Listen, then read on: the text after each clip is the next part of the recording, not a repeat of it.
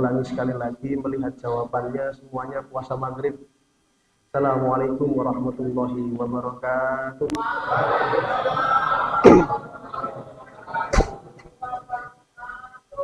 Alhamdulillah, summa salatu wassalamu ala rasulillah. La hawla wa la quwata illa billah. Rabbi shrah li sadri wa yassir li amri wahlul 'uqdatam min lisani yafqahu qawli. Allahumma ati nafsi taqwaha wa zakkiha anta khairu man zakkaha anta waliyuha wa mulaha. Hadirin Bapak Ibu jamaah salat tarawih dan salat isya rahimahumullah. Alhamdulillah kita sama-sama bersyukur kepada Allah sampai malam hari ini kita diberi sehat oleh Allah sehingga kita semua bisa melaksanakan qiyam Ramadan dengan lancar. Moga-moga sampai akhir istiqomah, amin ya rabbal alamin. Istiqomah majunya nopo istiqomah kemajuannya nanti bisa kita lihat 20 sekian hari mendatang. Hadirin yang dimuliakan Allah Subhanahu wa taala. Alhamdulillah yang patut disyukuri juga terutama saya pribadi. Saya tadi datang ke sini jam 3:30 sore. Ngimami tarawih tapone jam 3:30 sore. Alhamdulillah Allah antarkan jiwa ini untuk mampir ke sini sekaligus ikut pengajian tadi sore. Subhanallah, luar biasa. Saya yakin jamaah yang ikut pengajian pengantar berbuka tadi sudah mendapatkan charging alias tenaga full ilmu-ilmu yang bermanfaat untuk menjalankan ibadah Ramadan. Sampai saya tadi mikir bahan saya sudah diambil oleh Ustaz. Artinya yang akan saya sampaikan ternyata sudah terwakili tadi sore. Tapi tidak ada masalah. Dai itu harus cerdas katanya. Nggak boleh pintar, tapi harus cerdas. Saya akan menyampaikan satu tips sukses berpuasa di hari-hari pertama. Banyak orang bilang kalau sukses itu dilihat pada akhirnya. Betul atau betul? Ya, masuk akal. Biasanya menuju pada dalil innamal a'malu bil khawatim. Sesungguhnya sukses itu adalah ketika di akhir. Tapi kalau seseorang yang sukses tidak melihat di awal, rasa-rasanya juga nggak lengkap. Makanya Rasulullah itu memberikan uswatun hasanah kepada kita, itu suksesnya dari awal, bukan hanya di akhir. Karena kalau kita melihat di akhir saja nggak adil. Karena banyak orang yang nggak pernah ikut sholat taraweh, nggak pernah puasa, tahu-tahu Allahu Akbar, merdeka. Itu kan nggak adil. Sementara orang-orang yang istiqomah taraweh, istiqomah puasa, ya mungkin tidak segembira itu. Dan kalau kita lihat kondisi kita hari ini jamaah sekalian cukup miris. Di umat kita itu luar biasa menyedihkan. Saya kasih contoh nih, salah satunya adalah banyak orang itu kalau di desa saya di Jombang sana itu bangunin sahur 1:30, tapi nggak ikut sahur. Aneh nopo aneh Pak? Bangunin sahur, pakai disco, pakai ini, pakai itu, tapi nggak ikut sahur. Satu. Yang kedua, mengajak para jamaah, ayo kita ngabuburit, ya, ke sana kemari, tapi nggak sholat maghrib. Itu terjadi pada bulan Ramadan. Dan mungkin ada yang lebih aneh lagi. Itu saya kemarin sempat lihat di HP, ada di Facebook itu, ada orang ngimami sholat taraweh pakai topi tertentu, pakai surban, live streaming. Jadi ngimami itu sambil di TikTok. Dan ketika 2 rakaat itu kemudian silaturahmi ke HP-nya buka, ada komentar apa tidak. Lanjut Pak Imam, bacaannya bagus, siap. Itu kalau kemudian kita rabah hati kita, apakah seperti itu orang-orang soleh zaman dulu ketika berpuasa? Betul atau betul? Insya Allah tidak. Mana ada zaman dulu sahabat live streaming? Tidak ada.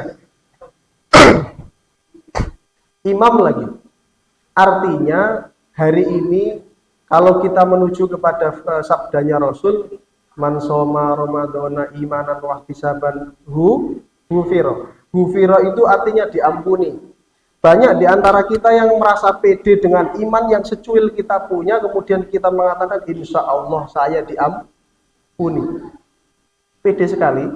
Sementara dalam hadis-hadis yang banyak Rasul juga menyebutkan berapa banyak orang yang puasa alias tidak sedikit orang yang puasa yang malamnya juga taraweh tapi keluar dari Ramadan la yughfaru, tidak diampuni.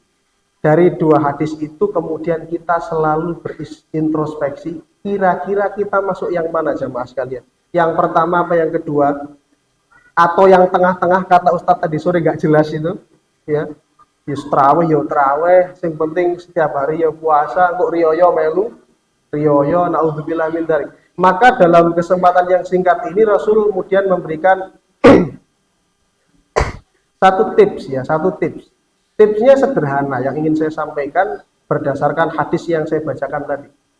Kalau kita ingin sukses puasa dari hari pertama itu lakukanlah 3 huruf. Yang 3 huruf itu saya singkat sebagai ISI. Kenapa? ISI, disingkat isi. Kita harus berisi.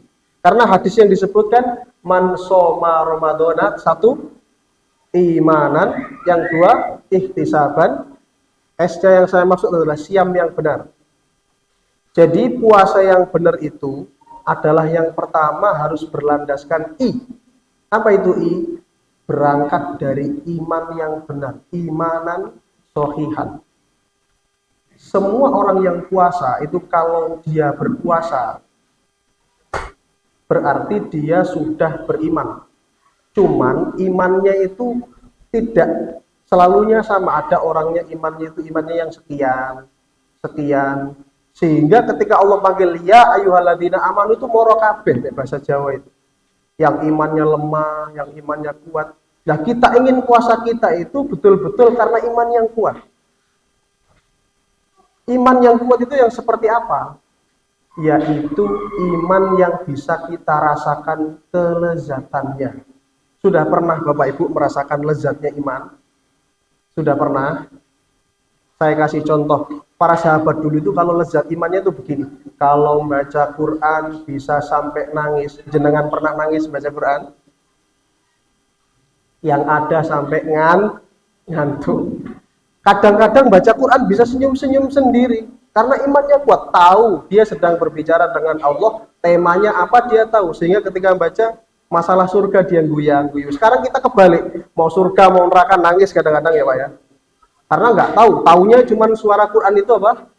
Indah. Bismillahirrahmanirrahim. Terseduh-seduh.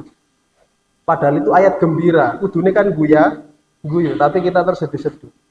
Kemudian ada lagi satu contoh sahabat itu namanya Luqbah bin Zaid insya Allah. Pernah suatu saat di tahun 7 Hijriah itu Rasulullah memerintahkan Luqbah ini jaga. Jadi ketika waktu itu ada perang, kalau zaman sekarang ya ada Covid begitu Pak ya. Kemudian Rasul memerintahkan Luqbah kamu jaga di pos perbatasan ketika perang Dzatur Riqah itu bersama dengan Amr bin Yasir, jaga. Nah, waktu jaga berhubung kondisi kiri kanan aman, akhirnya Luqbah ini bilang, "Wahai Amr, biar saya yang jaga, kamu yang tidur." Nah, persis kayak orang zaman sekarang satpam. Kamu jaga, kamu yang tidur, saya yang jaga, atau kamu yang tidur, saya yang tidur. Waktu itu Luqbah jaga, karena nggak ada kerjaan, akhirnya Luqbah apa? Sholat. Allahu Akbar. Tiba-tiba nggak ada hitungan menit, tiba-tiba apa itu? Panah kemudian menusuk di sebelah kiri, di dada kiri. Saya mau nanya pada jamaah, seandainya jenengan yang kena panah, waktu itu langsung ngapain? Sholat dibatalkan, segera lari ke puskesmas, atau tetap melanjutkan sholat? Dokter Sutomo tepat sekali. Itu karena iman kita garing, kalau bahasa gampang itu garing. Luqbah waktu itu enggak. Ketika Allahu Akbar mancep di sini, dia tidak membatalkan sholat. Karena waktu itu yang dibaca surat yang paling sakral, yaitu Al-Fatihah. Ditutukakan sampai sholat selesai. Ya. Kemudian setelah itu masuk lagi di dada kanan sampai 3 panah masuk ke tubuh dia. otomatis kalau panah itu menusuk di badan berdarah apa badan? Berdarah, darah itu bercucuran hingga akhirnya selesai sholat dia menyelesaikan dengan cepat gugah Amr bin Yasir, mar tangi mar, aku apa ini kena panah. Amr kaget, loh kenapa anda tidak membatalkan sholat, nggak membangunin saya dari tadi?